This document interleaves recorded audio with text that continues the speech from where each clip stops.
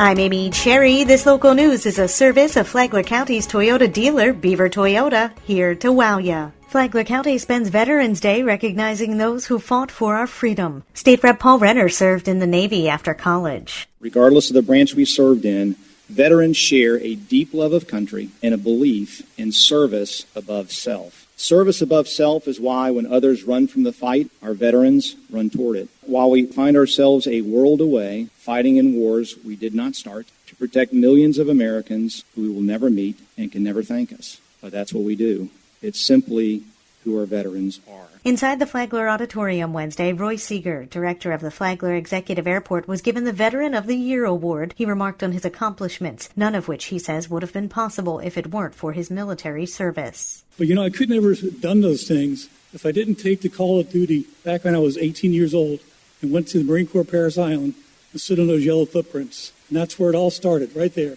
And 20 years later, retired as Marine Corps Gunnery Sergeant, and 4 years later to that, came here to Flagler County, where I continually serve as the airport director, and it's been one of the greatest jobs I've ever had. Veterans Service Officer Dave Lydon also read a tribute from the Flagler County Women's Club. We salute every one of them, the noble and the brave, the ones still with us here today, and those who rest in a grave. So here's to our country's heroes. They're a cut above the rest. Let's give the honor that is due to our country's very best. Lydon hosts Veterans on Point every Sunday morning at 9:30 on WNZF.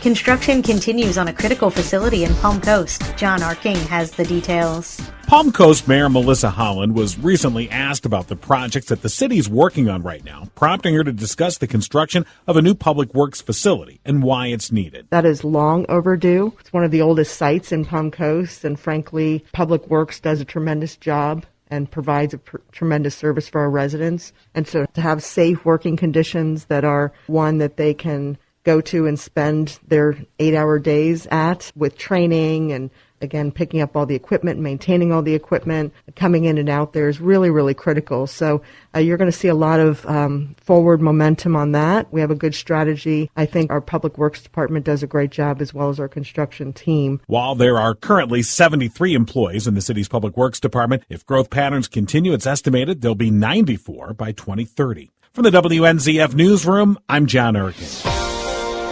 There are some new faces at the helm in Flagler County Schools. Karen Johnson has the details. Flagler School Superintendent Kathy Middlestad is recommending Kara Kronk as the 11th principal of Buddy Taylor Middle School. Mrs. Kronk is currently an assistant principal at BTMS. According to Jason Wheeler, Community Information Specialist for Flagler Schools, Kara has been a vital member of the team, and we're confident she will do a great job in continuing the growth seen at Buddy Taylor. Ms. Kronk has been an assistant principal there for the last couple of years. In fact, she was our district assistant principal of the year a couple of years ago.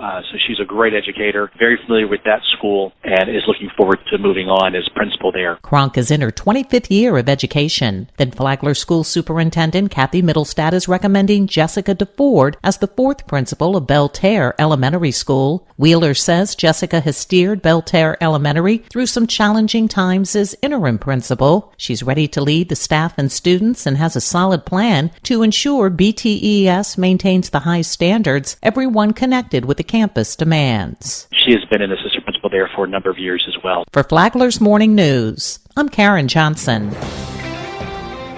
Has the beach erosion affected Flagler Beach? Interim City Manager Rick McFadden says the arrival of Tropical Storm Ada this weekend will not help. Unfortunately, this weekend we'll probably have a little more with that tropical storm coming up into the Gulf.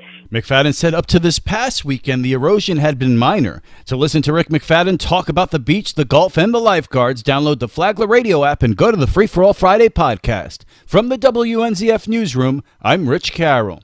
And now you're up to date on Flagler's Morning News. I'm Amy Cherry.